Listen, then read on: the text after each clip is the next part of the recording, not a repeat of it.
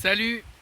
Là j'ai de la gratitude pour le nouveau chemin que j'ai découvert aujourd'hui, ce panorama dont je ne me lasse pas, l'amour que je ressens de la part des aînés qui me mentorent et le calme qui revient doucement en moi. Et là pour cette vidéo, alors j'espère que c'est audible hein, parce qu'il y a un peu de vent, je voulais vous partager ma fascination pour le pistage, les pistages. Souvent quand on entend parler de pistage, on entend le pistage animalier. Dans le monde de l'éducation à l'environnement ou de la chasse, on pense aux empreintes sur le sol. Moi je le relie à quelque chose maintenant d'un peu plus profond, d'un peu plus complet, qui active mon cœur, mon corps et mon mental. Déjà, je me souviens, puisque j'ai toujours été fasciné par ça, même quand j'étais petit, que j'avais très vite envie d'identifier et de dire ça c'est une empreinte de renard, ça c'est une empreinte d'animal, de tel animal. Et j'avais vraiment besoin de donner une réponse. J'apprends récemment que les meilleurs pisteurs de la planète, notamment les peuples natifs qui pistent sur du sable, donc des substrats qui sont meubles, pas dans la terre argileuse, où là c'est plus facile d'une certaine façon, euh, ils posent des questions. Et j'aime bien cet adage qu'on m'a partagé, un pisteur seul a toujours raison. Donc en fait c'est vraiment un travail collectif de questions à poser. Ça c'est la première chose que je voulais partager et qui moi me fascine parce que finalement pister c'est se poser des questions, c'est pas trouver des réponses. Et puis ça enclenche après au niveau du corps tous nos sens. On pense tout de suite aux yeux, observer des empreintes par exemple. Mais on peut observer plein d'autres choses. On peut observer des poils, des squelettes. Là, regardez à côté de moi, il y a un squelette.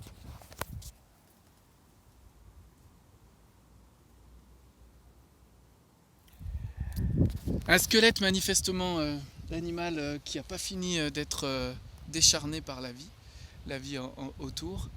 Mais donc on pense aux poils, on pense aux squelettes, on peut penser aux mues, on peut penser aux crottes, on peut penser aux restes de débris de repas, on peut penser aux végétaux entamés, frottés. Voilà, on peut penser à plein de choses qu'on peut voir. Mais ça ne s'arrête pas là. On peut aussi, quand on voit notamment des pistes, se mettre dans la peau de l'animal et de savoir comment il s'est déplacé. C'est bien le tout d'avoir les empreintes, mais quelle est son allure? Et comment faire pour savoir l'allure d'un animal en dehors des livres, en ayant peut-être eu l'occasion de l'observer en vidéo ou éventuellement pour les plus chanceux et les plus patients en présence? Bien, il y a une façon qui consiste, ça je l'ai découvert dans la formation que je suis sur le modèle H-Shields, dans le mentorat, c'est de se mettre dans la peau de l'animal, de soi-même se mettre en mouvement. Donc il y a aussi ça, donc ça peut engager le corps. Il y a aussi l'écoute, on peut écouter ce qu'il y a autour de nous. Les oiseaux nous donnent plein d'indices. Il y a une discipline, un art dans le H-Shields qui s'appelle le langage des oiseaux, qui consiste à, non pas encore une fois que identifier les oiseaux, mais de savoir ce qu'ils disent. Et les oiseaux, ce sont un peu nos messagers de l'invisible, ils voient bien plus loin que nous, ils peuvent nous donner plein d'indications sur ce qui se passe autour de nous, en dehors de notre vue. Il y a aussi bien sûr ce qu'on va ressentir avec notre toucher, si on touche des empreintes, si on touche des poils, si on touche des écorces frottées, on va pouvoir engager ce toucher. On va pouvoir engager aussi l'odorat, en prenant soin, je le dis dans cette vidéo, de ne pas renifler de trop près les crottes, parce qu'il est possible que des germes soient inhalés par inadvertance. Maintenant, on prend garde à ça. Mais on peut ressentir beaucoup de choses aussi avec son odorat, même si on n'a pas un odorat très très aiguisé, nous les humains. Ensuite, on peut aussi essayer de ressentir ce qu'on ressent dans notre ventre. nos émotions, qu'est-ce qui se passe? Est-ce qu'on est noueux? Est-ce que c'est facile pour nous? Est-ce que l'ambiance dans le secteur, qu'est-ce que ça nous dit en fait en nous? Alors là, on voit qu'on commence vraiment à dépasser la phase d'observation très moderne et qu'on se relie à quelque chose d'un peu plus invisible, d'un peu plus subtil, mais qui est nécessaire. Je ne sais pas si vous avez déjà vu, vous, des films sur les Amérindiens où il y a des natifs, où des fois il y a des trappeurs, des hommes modernes qui sont avec eux. Et quand il y a des pisteurs, les pisteurs natifs, ils enclenchent tout leur corps et puis ils lisent les traces, vraiment ils les lisent, tandis que les pisteurs un peu modernes, issus des peuples modernes, ils sont juste en train d'observer les traces et ils ne sont pas dans la lecture à proprement parler complète. Donc vraiment interroger son ressenti. On peut aussi interroger ce qu'on goûte un peu de la nature environnante. J'irai pas jusqu'à goûter des crottes, mais on peut. J'ai déjà vu des images de pisteurs qui mettent sur la langue pour vraiment aussi ressentir avec leur goût des choses. Alors pas les poils ou pas les crottes, pas forcément.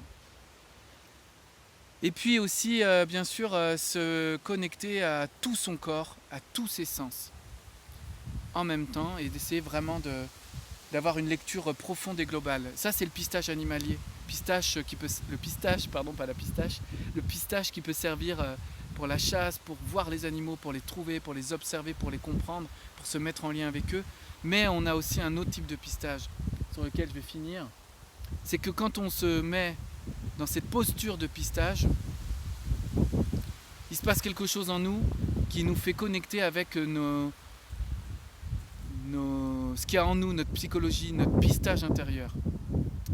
Ce rapport à la nature, ce rapport de connexion au vivant, il nous renvoie à nos blessures, à nos dons, à nos deuils, à nos difficultés. Et il nous invite à aussi pister ce qui se passe dans notre corps, dans notre cœur et dans notre esprit. C'est ce qu'on met derrière le mot pistage intérieur. Voilà, j'avais juste envie de partager ça. Ce ne sont que des portes que je montre là, que évidemment sur lesquelles j'arpente tout doucement et à mon rythme. Moi, je suis tout débutant là-dedans, mais je suis heureux de vous l'avoir partagé. Et j'espère que ça vous donnera envie de vous intéresser au pistage. Donc il y a le modèle H-Shields qui invite au pistage avec des spécialistes du pistage. C'est une discipline qui nécessite beaucoup de technicité, de précision, de focus. Et il y a aussi un courant qui s'appelle le cyber tracking que vous pourrez retrouver aussi en tapant ça sur internet. Voilà. Je vous remercie de m'avoir écouté et je vous souhaite de bons moments de pistage.